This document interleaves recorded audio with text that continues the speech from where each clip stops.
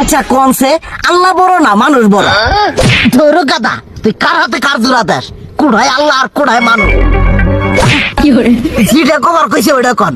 আল্লাহ বড় না মানুষ বড়? আল্লাহ তো বড়। আল্লাহ বড়, তাহলে আল্লাহর কথা না হইনা মানুষের কথা শুনেন কে? কি কইতাছস? কি আর আল্লাহর কথা মানে না মানুষের কথা মানে? হ্যাঁ, কি আর মানুষের কথা শুনেন তাই না?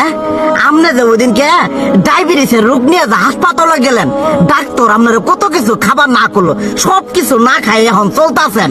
তাহলে আল্লাহ যে আপনারে কইছে যে হারাম খাবার না, সুদ খাবার না, কই আপনি তো কাম কাজ বাদ দিয়ে এলাকার মধ্যে টাকা পয়সা না গায়ে খালি ওইলে দিয়েই খান, নিজেরা টেও হালাল ভাবে কামাই করেন না, ওই সুদও তো না কয়টা টিয়া করে লাভ আহে ওইলে দিয়ে দিয়ে চলেন আর পেটা বড় বানাইছেন।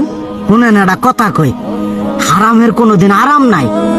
হালাল পথে রুজি রোজগার করেন, প্রয়োজনে এড়া বেলা কম খায়েন, তাও শরীর পিণ্ডও ভালো থাকবো, কোনো রোগ বেদও হবো না, আরামও পাবেন, আল্লাহও খুশি থাকবো। তুই আমার এইভাবে বুঝাবি আগে কইলি না কে? আসলে এই বিষয়টা তো আমি কখনো মাথায় এইভাবে নিইনি যে আমাদের কখনো ডাক্তার নিষেধ করলে ঠিকই আমরা নিষেধ মানি, কিন্তু উপর আল্লাহ যে কত কিছু নিষেধ করে দিয়ে সেটা মানি না। আর এই যে হারাম পথে টিয়া পয়সা কামাই করতেছেন, শরীরের মধ্যে দুনিয়া রোগ বেত হয়েছে, দেখা যাইতেছে যা টিয়া হারাম পথে কামাই করতেছেন তার তো বেশি টিয়া মনে করেন জ্বলে যাইতেছে গা বেশি। আজকের পর থেকে আমি আর এই হারাম সুদ খামো না, আমি হালাল পথে চলবো, হালাল টাকা পয়সা ইনকাম করবো। এতে করে যদি একবেলা কমও খাইতে হয় তবুও খামো, তবু আমি আর এই হারাম পথে চলবো না। আচ্ছা ঠিক আছে।